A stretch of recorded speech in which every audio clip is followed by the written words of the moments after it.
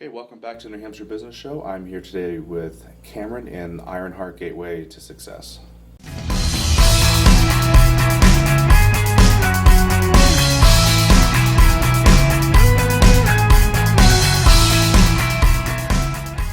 So thank you so much for joining us on the show today. Thank you, Chris. Okay, so let's talk a little bit about you. Okay.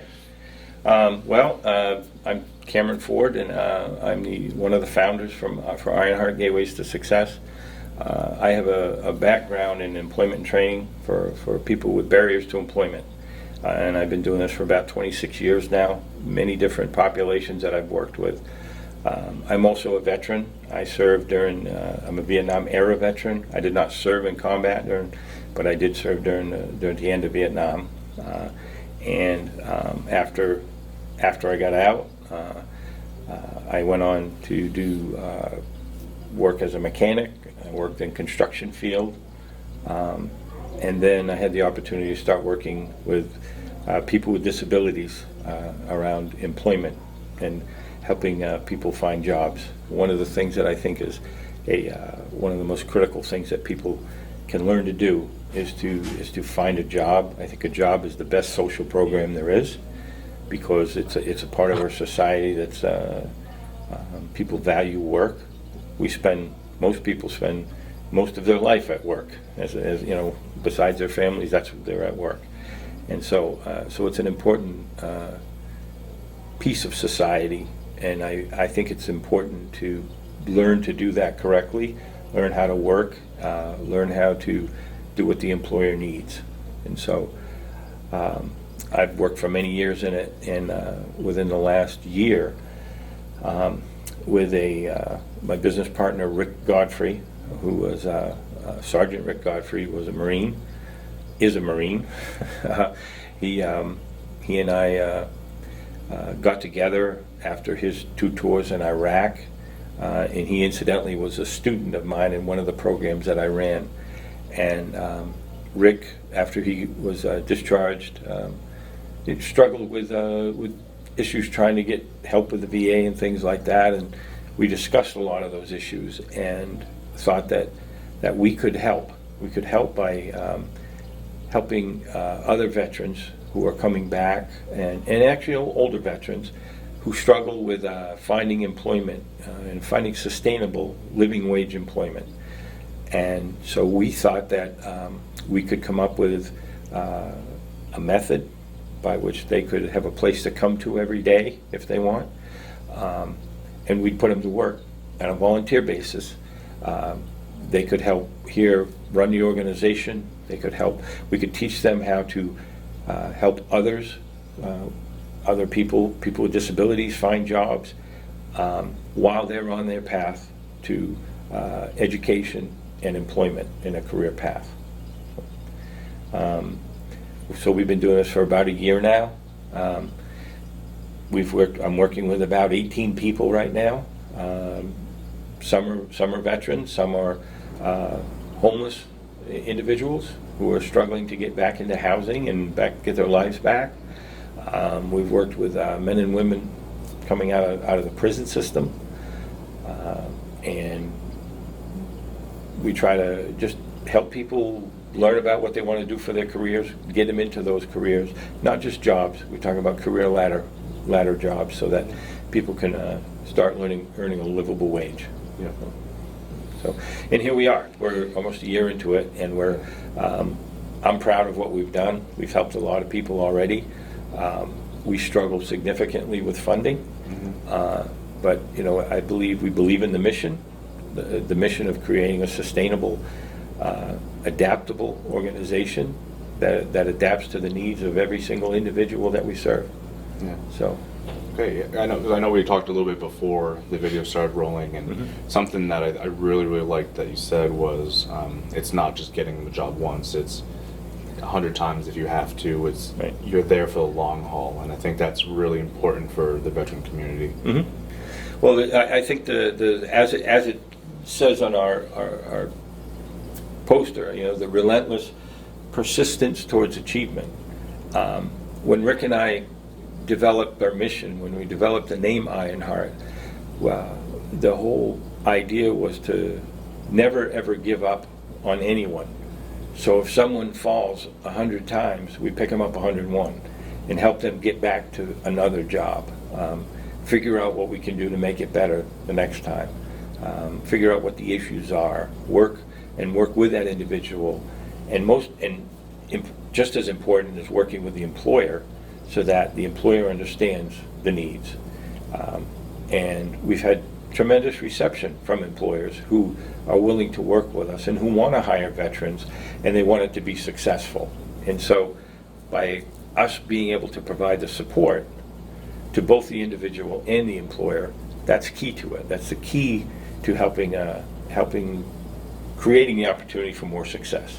And so, yeah, because even just in my travels, I've seen civilian employers just kind of don't get veterans. And there's problems that come up, especially from people who've seen combat and that type of thing, where employers don't know how to handle that. Sure. So I think that's a invaluable service for how to help them. It absolutely is. And I think if you were to talk to an employer, when I talk to employers and I bring this issue up in particular, it's something they don't always understand until you can kind of bring it to their attention. And that's that whenever you hire someone can have the best resume in the world, they can interview tremendously, it's still, you're rolling the dice on who it is that you're going to employ. And there's issues almost with every single employee that you have, whether it's training, whether it's attendance, or whether it's personal issues down the road. There's always issues with employees. Even the greatest employees have issues that they have to deal with on the job. And so helping employers understand what some of the issues they may have when they hire a veteran and how to deal with that, or they hire a person with a disability. It's being upfront, honest, and saying, when this happens, this is how we can deal with this so it's successful. We want success. We don't want this to be, a trial and error thing. We want it to be successful. So working directly with employers upfront, they know who we are, they know who we serve, and they know and trust what it is that we're going to do if and when an issue comes up. So. I've yet to work for an employer or for a company since I've been out, even though it's been a short time, that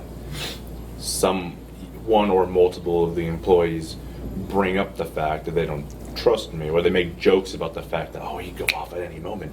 I'm like, so I think there's this misunderstanding once you get out, and there's a very almost negative, viewpoint of veterans.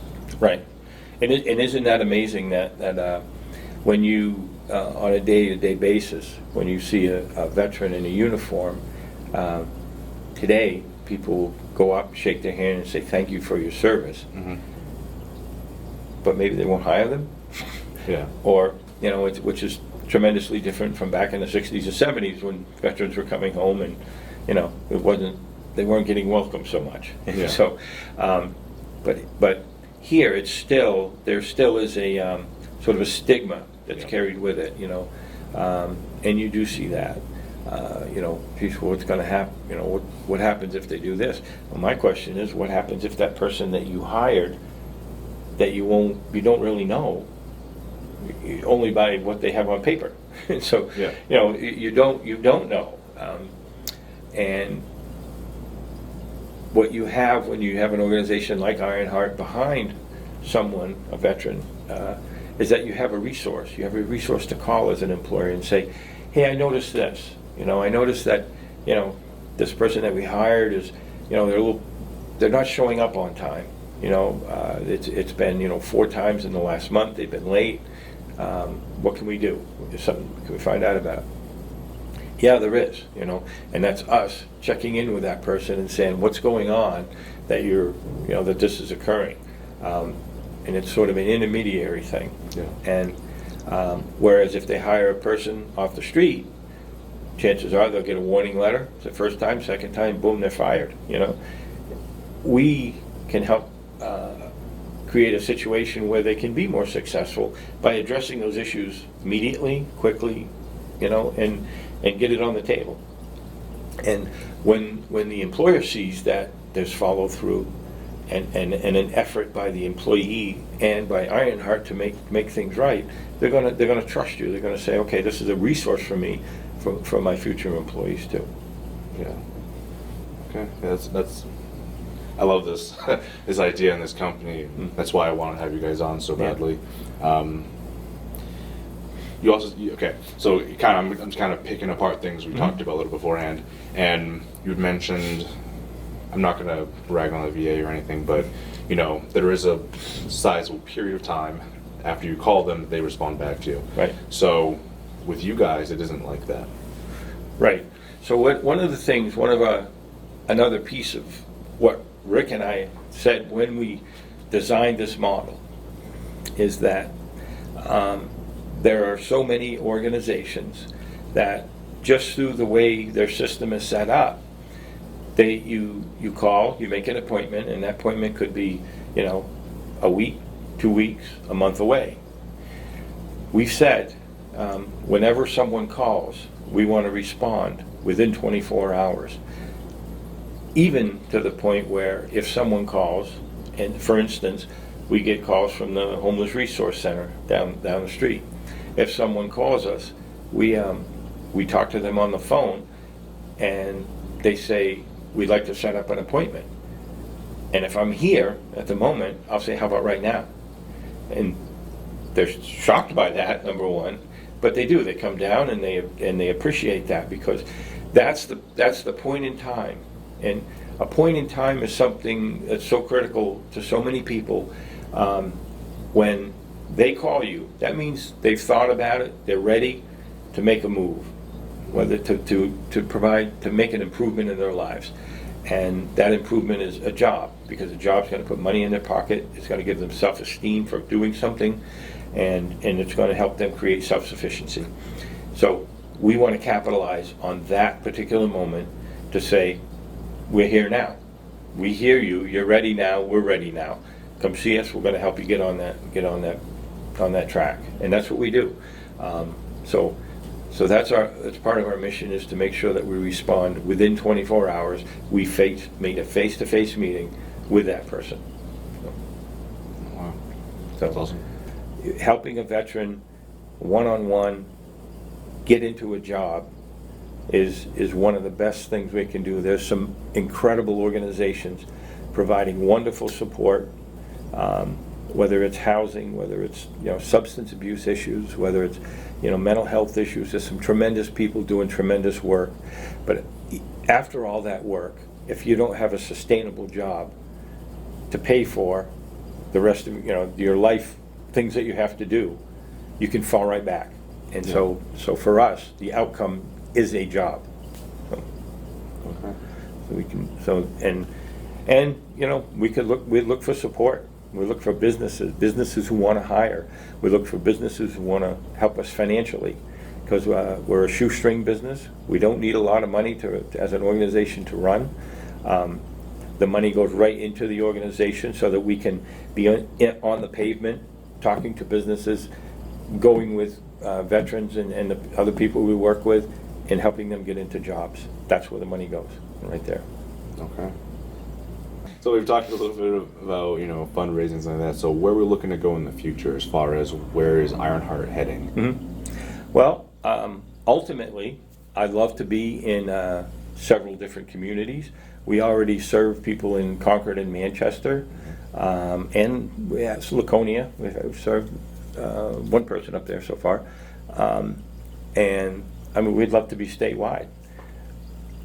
I don't want to grow to the point where we become the organization that I just talked about that has to make an appointment for somebody. We want to remain at a level where it's the one-on-one personal service for every person that comes through that door, and so we have to be very careful of that. Yeah. And so we want to be a low overhead organization where small staff working with a lot of people, and the people we're working with, we're helping them get back on their feet by giving them things to do, to volunteer within the organization, to keep the organization going, thereby keeping our overhead low, but also teaching them specific skills to help them get back into careers. So, Okay. yeah. Teaching, for a lot of young veterans that are coming back, one of the key things that they may not even understand, and I wish there was more people telling them this up front before they get out, but when you're in the military, certainly when I was in, and I'm sure it was when you were in, Chris, is everything you did was a project. Every single thing you did, you were a project manager. And so that's such a skill, a transferable skill back to the community. There may be things that you learned in the military that you'll never use in civilian life, but the one thing you will always have is the ability to manage a project. And I think that's a key factor in what we do also. Okay. Teach that ability. Okay. So where can we find more about you and your business? You can go to our website, which is ironheartgateways.org, or you can email me at ironheartgateways@gmail.com, or our number is 603-491-1732, and that number is my cell phone. I pick it up directly, day or night. I'm available. Okay. Yeah. Okay. I'm going to put all of this into the show notes as well so people can reach out to you. And thank you so much for being on the show and talking to us. Thank you, and come to our event October 1st. Absolutely, I probably will. All right. Okay, well, thank you guys so much for hanging out today at Ironheart Gateways. Catch you next time.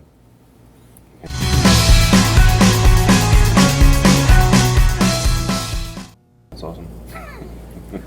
Okay, so let's see. So we did that. Okay, so I know we've covered.